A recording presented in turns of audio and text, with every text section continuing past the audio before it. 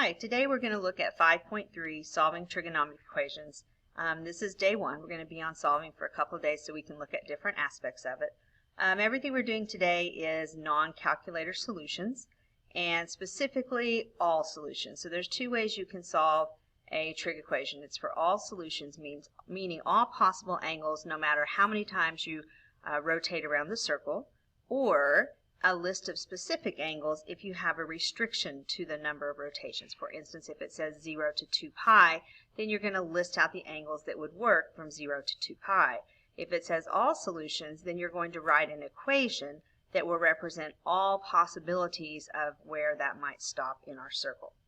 So those are the difference between the two. We're going to focus on all solutions today, so our answers today are going to look like equations. These are the 6 that we're going to work through, and notice the first thing you want to do when you look at this is look at the directions, because that determines how you're going to solve the problem. So right here you can see the word all, find all solutions. That tells you that your answers are going to be in an equation. So then I'm looking at the different things that I see. For instance, when I look at the first one, I see 2 different trig functions, so I know in order to solve an equation I have to get those together and my numbers to the other side. In this one I see that I only have one trig equation, so that means I'm just going to isolate it and then solve. Here I have trig equations on both sides, so I would need to move everything to the same side, and then I have to pay close attention to the fact that not all 3 of these trig functions are the same one. That's where those identities are going to come into play. Just like in 4, initially it looks like a trinomial that we can factor, but this is sine and this is cosine, so I'm going to have to use an identity. And then we get down to the last 2, and these are what we would call multiple angles, and those are going to work just a little bit differently because we have 2x, which means that has been horizontally compressed, and this one is cosine of 1/2 x, which means it's been horizontally stretched, so that is going to affect our answers. So the first page of the notes goes over some reminders and things to keep in mind as you're solving. Write your answer using exact value, not decimals. I don't want to see any decimals in your paper whatsoever. I don't want to see 1.5. I don't want to see 0.5. I'd want to see 1/2. Goal is to isolate the trig functions to one side. We can use standard algebra techniques to do that. This is the big no-no though. You can't divide both sides of a trig equation by a trig function, or for instance I can't divide both sides by tangent x, because what happens is that's going to cause me to lose solutions when I divide out, and they can never be retrieved. They can't be found. So you're always going to lose answers if you do that. One other time you want to be cautious is when you square both sides of the equation, which is a perfectly legal step. That's when it could possibly produce extraneous solutions. So that's when you have to check all your answers to make sure that they work. So that'll come more into play when we're listing specific answers. But just anytime you square both sides, you have to check and make sure your answers work. Move everything to one side. If it's 2 trig functions, get them together and make sure it's isolated on one side. The goal when you solve is to have factors, and you can set each factor equal to 0. That's that zero product property that you learned in Algebra 1. So remember that we want to get all the trig functions to one side, everything else to the other, so that we can actually solve for the missing theta or the missing x. If the factor produces a value outside the range of the function, then put the empty set on your paper to designate that. Don't just leave it blank, or use the description NA, which by now I shouldn't see on anybody's paper because we all know that that refers to not applicable, and we are not filling out a job application. We are actually talking about how the answers pertain to the equation itself, which is completely applicable to the problem. Periods of the function, just a reminder, tangent and cotangent have a period of pi. Sine, cosecant, secant, and cosecant have a period of 2 pi. Sine and cosine have a range from -1 to 1. Representing all possible solutions in all 4 quadrants as an equation, we use we use either rotations of pi or 2 pi, and that depends on how we're trying to represent our answers, and we'll go into more of that when we're doing them, so don't worry about that. And then you're going to see this little description here. I call it NES. That's n is included in the set of integers, which are whole numbers. So that's going to have to go at the end of each equation, because when we do rotations, we need to designate that we're doing a full rotation to get the angle at the same place in the next rotation. If you have something like this that has that restriction, then we'll just be listing out the angles in the quadrants. So the process is we're going to solve for the angle. We're going to set each factor to 0 and solve for the angles, drawing pictures. A picture is a requirement, not an option or a suggestion. It will be part of the grading points on the rubrics when I grade your answers. If there is not one, you will lose points. So you must have a picture for each factor. If a factor does not produce an angle, you use the empty set. List all angles if you're solving from 0 to 2 pi. List all angles equations with NES and your rotation. Again, these last three will make more sense after we work through some problems.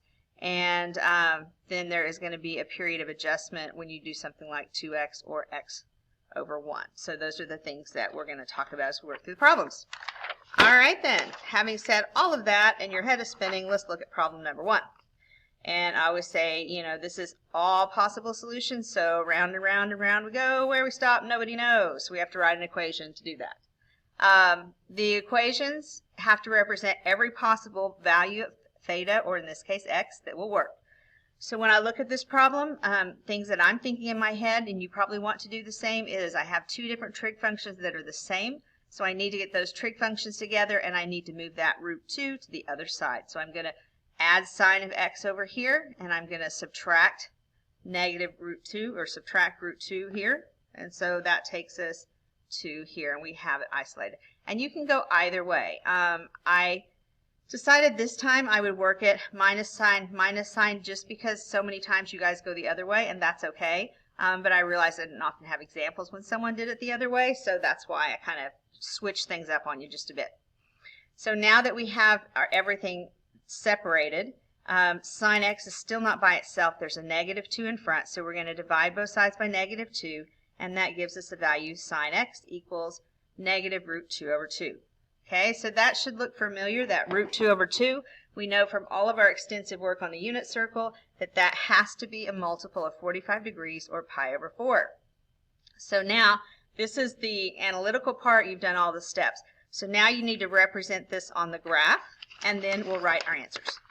All right, so remember that sine is negative in the third and fourth quadrant, so that's where my two triangles will be.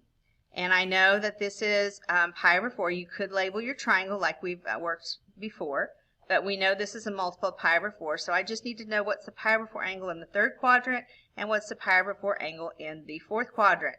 So that, if you forget, count it, right? 1, 2, 3, 4, 5 pi over 4, 6, 7 pi over 4.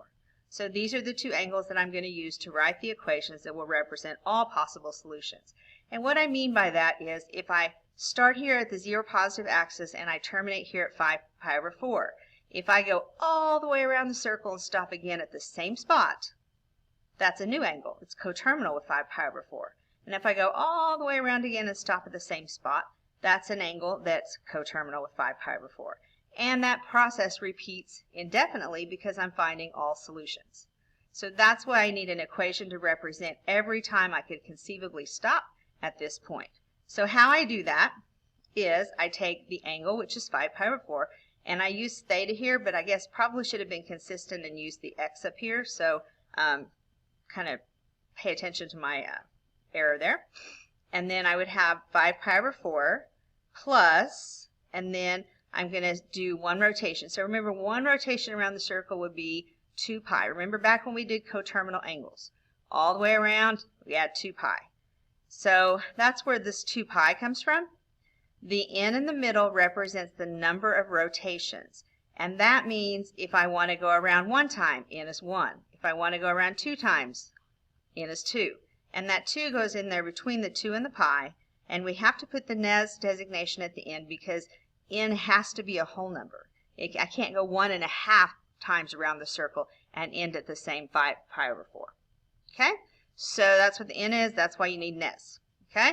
Then we need to write an equation for the second angle, which is 7 pi over 4. So again, rotating and stopping, rotating and stopping, rotating and stopping, plus 2n pi and NES. And that's what your answer is going to look like to represent all possible solutions. All right then. Moving on to problem 2. So problem 2, we are looking at one trig function, so it's just a matter of isolating it. So I move the 1 over, crossing the equal sign makes it a +1. I divide both sides by 3, and then I have to take the square root to get rid of the square power. So I'm going to write down tan x plus, and I'm going to really remember not to forget my plus or minus, because if I forget my plus or minus, I just lost half my answers. And because we are rotating around the circle and not stopping, that's a lot of answers to lose. All right, so at this point, if you're just going to draw it in your triangle, you could do it from here. If you think in terms of unit circle values, you could look at it from here. And whether you do unit circle values or you draw it, it's irrelevant. You still have to have the picture. All right, so we have this picture and it's rotated. So let's see, it's going to be all the positives and all the negatives. So in essence, I'm talking about the tangent in all 4 quadrants. If you think about this, remember tangent is opposite over adjacent. So that's opposite over adjacent, and we know any angle opposite 1 is 30 degrees, which is pi over 6. So really what I'm looking for are just the pi over 6 angles in each quadrant. Pi over 6, 5 pi over 6, 7 pi over 6, 11 pi over 6. If we were doing restrictions from 0 to 2 pi, then we would just list those 4 angles out. Since we're doing all solutions, we're going to have to write in equations. And I know the first thing that jumps to people's mind is, well, I'll just write 1 for all 4 quadrants. However, that's not actually considered acceptable form. You can rotate pi or you can rotate 2 pi. Are you on? No, that's fine. I paused it. No. That's why I pay for editing rights on this. Because people walk in when I'm editing. Have a good day.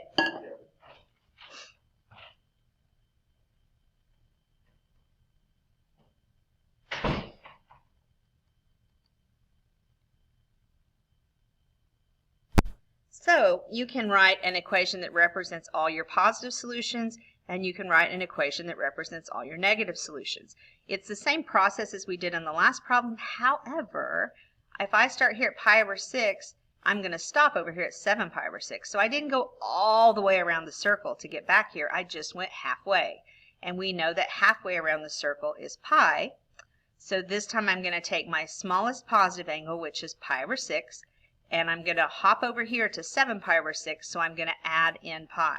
And yes, I still need the Nez solution because we need to make sure that this stays as a whole number. So I'm just going to rotate 1 pi, 2 pi, 3 pi, 4 pi, 5 pi, 6 pi. And I'm just going to keep hopping back and forth, so I'm going to pick up every positive possible equation or value in that equation. The second equation we're going to write is for the negative side.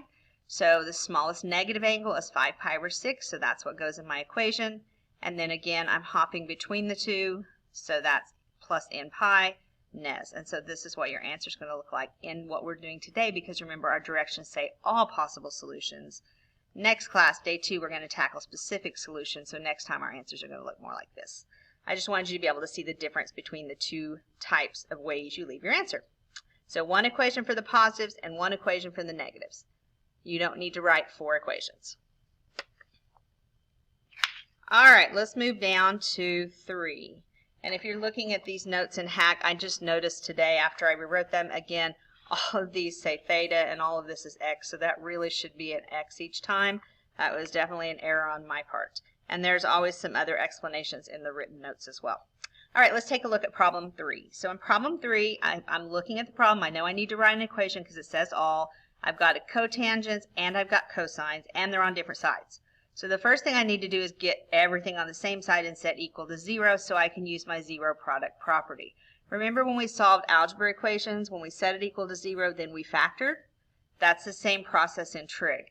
So we want factors. So I'm moving this over here and I'm looking at that and I'm going, okay, I see I have 2 different functions, but if they end up in different factors, I'm good.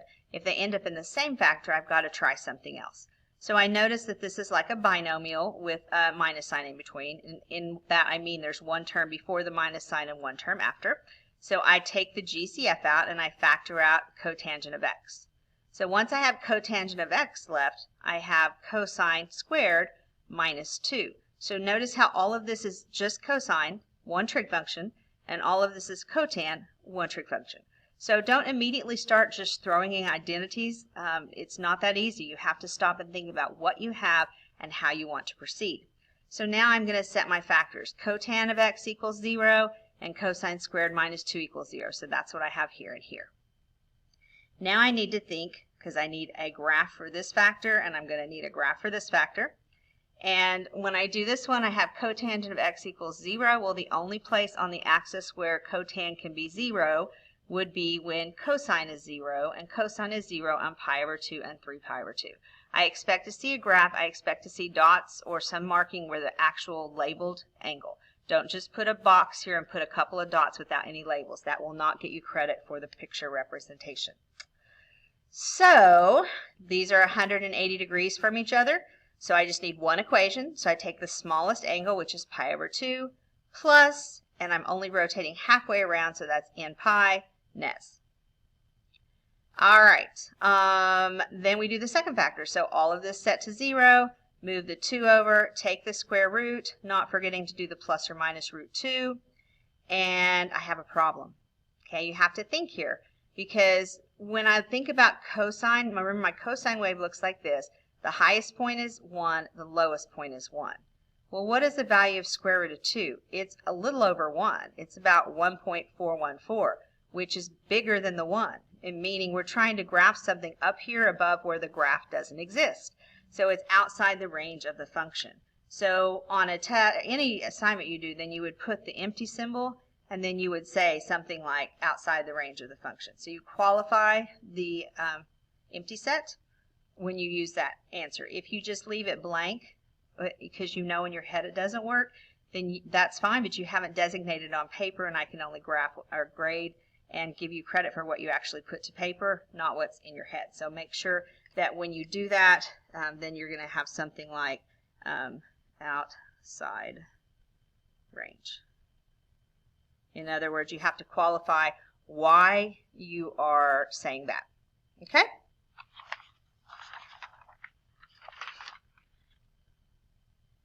All right, so on number 4. So the first thing that we needed to do here is look at the fact that, yes, it is a trinomial, but I can't factor it because they're different trig functions. So that means I need to make them the same trig function, and I can't change cosine and say that equals 1 minus sine. I've got to change the sine squared because that's the Pythagorean identity, not this. So I use my Pythagorean identity and I make that substitution, distribute that 2 through, and then I want to put it in trinomial form. So I want the square term first, then the single term, and then the constants. So when I do that, I get down to here, and I have negative 2 cosine squared here. I have the 3 cosine here. I have the 2 minus 3, which combine to be negative 1. The problem is I don't factor when a is negative, so I need to force that negative back through the problem. So I'm going to divide everything by negative 1 to rotate the sign. So when I do that, I get positive 2 cosine squared x, negative 3 cosine x, positive 1, and 0 divided by negative 1 would still be 0.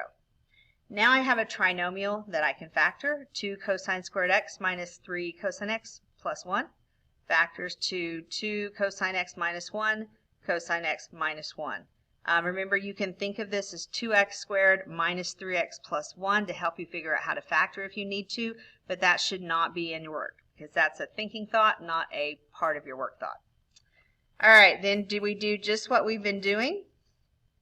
And we set each factor to 0, so this one goes to 0.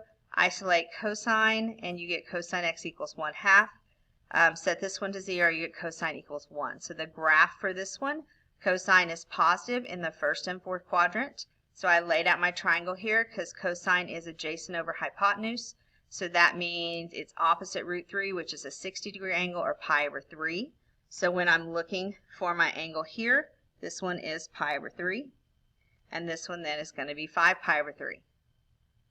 So once I have that, then I know I have these two angles. They are not 180 degrees from each other, so I know for this one I'm going to write 2 equations. And then I come over here and look at this. Well, the only place on the unit circle or the graph that cosine can be 1 is right here at 0 and 2 pi. So then I'm going to have an equation that represents that. So the first equation, I'm going to do is pi over 3 because that's the angle. Then I'm going to add 2n pi because I want full rotations all the way back around to where pi over 3 is and where all the coterminal angles to pi over 3 are. And then I'm going to add my nes. And then I'm going to write a second equation at 5 pi over 3 all the way around 2n pi and nes. Okay, so here's 1, 2 solutions. 3, we come over here, and if you go with the smallest one at 0, then you add your 2n pi because you want to go all the way around and represent all the coterminal angles to that. And nes, the only thing is you could leave it like this if you want, but 0 doesn't really affect anything, so you could possibly write it like that too. So for this question on a test or an assessment, you would have 3 equations as your answers. All right, moving on to question 5. Now we're talking about multiple angles and what that means. And so a couple of things. Notice this says 2x, not just x. So that does affect how we solve it. But we're going to think in terms of sine x, okay? So we're going to start with the angle that we have, and then we're going to adjust at the end. So this is what I'm thinking I'm doing, saying sine of x. Well, I lay out my triangles based on sine of x. We know sine is negative in the third and the fourth quadrant. So when I lay out the sides for sine as opposite over hypotenuse, remembering that that's where the negative goes because the hypotenuse is always positive, then the angle opposite root 3 is 60 degrees or pi over 3. And some of you may not need to do that right now, and that's okay. But I keep doing it just so it's a constant reminder. So if you get on a test and forget, you'll remember how to address that. If you forget sine of x equals negative root 3 over 2 is 4 pi over 3. All right, so now we're going to write the equation. But when we write the equation, remember this is what we're thinking to get these angles, but that's not what we're trying to solve. We're trying to solve 2 theta. So 2 theta, I go with my 4 pi over 3 and plus 2 pi n. I'm going to hold off putting the nes on until I get to my final answer, because this isn't my final answer. This is 2 times theta. What I need is just theta. So I'm going to multiply everything through in my equation by 1/2 to get rid of this 2 to make theta all by itself, which means 1/2 times 4 pi over 3 is 2 pi over 3, and 1/2 times 2n pi is n pi. Once I've gotten rid of the 2 in front of the theta, then I can add my nes to the equation. All right, so that was this angle. So now we got to represent this angle. So we do it again. 2 theta equals 5 pi over 3 plus 2n pi. And we want to get rid of the 2, so I multiply everything through by 1/2. And I get theta, which is what we're solving for, equals 5 pi over 6 plus n pi nes. So that's what that multiple angle looks like in terms of that. So it's just this little adjustment here at the end. Up to this point, everything is the same.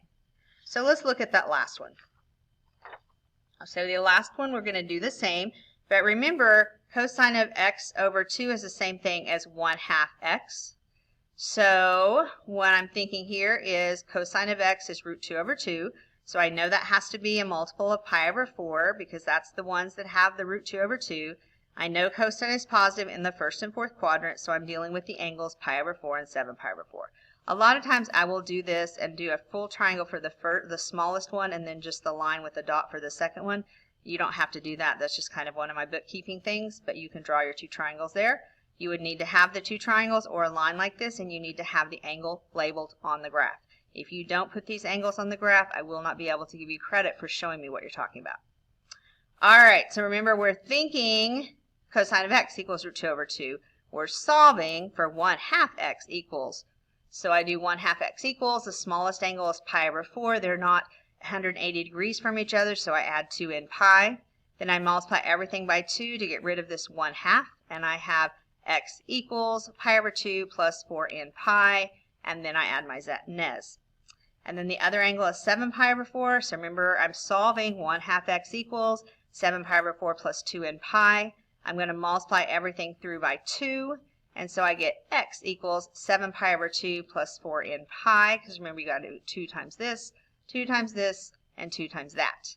And then you can add your nes. So these would be the 2 solutions. And finally, on the last one, I got my my notation correct. Notice I have an X here and I have an X there. So thanks for your patience on the other ones. I was thinking about rewriting everything, but I thought I'd rather get the video out to you just in case you needed a little more explanation if you were absent. So today, day one, is all about solving all possible solutions. So all of your answers are going to be equations. Don't forget to have x equals. Don't forget to have your nes. Don't forget to have your graph. And don't forget to show me any steps that are involved in simplifying like we did on some of these other problems. You don't have to show me where you do plus 2 to both sides, but you should be able to show me and write down the step, and I should be able to look down your work and follow exactly what you're doing. If I can't follow exactly what you're doing, then you need to work on your steps, because by now I expect you to be able to have a good argument when solving equations. You learn to start doing this in Algebra 1. We are now past Algebra 1, past Algebra 2, and in Pre-Cal, so your paper should not look like a sheet of scratch paper. It should have nice, neat, organized steps going down, 1 equal sign per line, everything set equal to 0. All right, so next time we will be doing more from 5-3, more solving equations, but we'll be looking at specific solutions. Thanks, guys.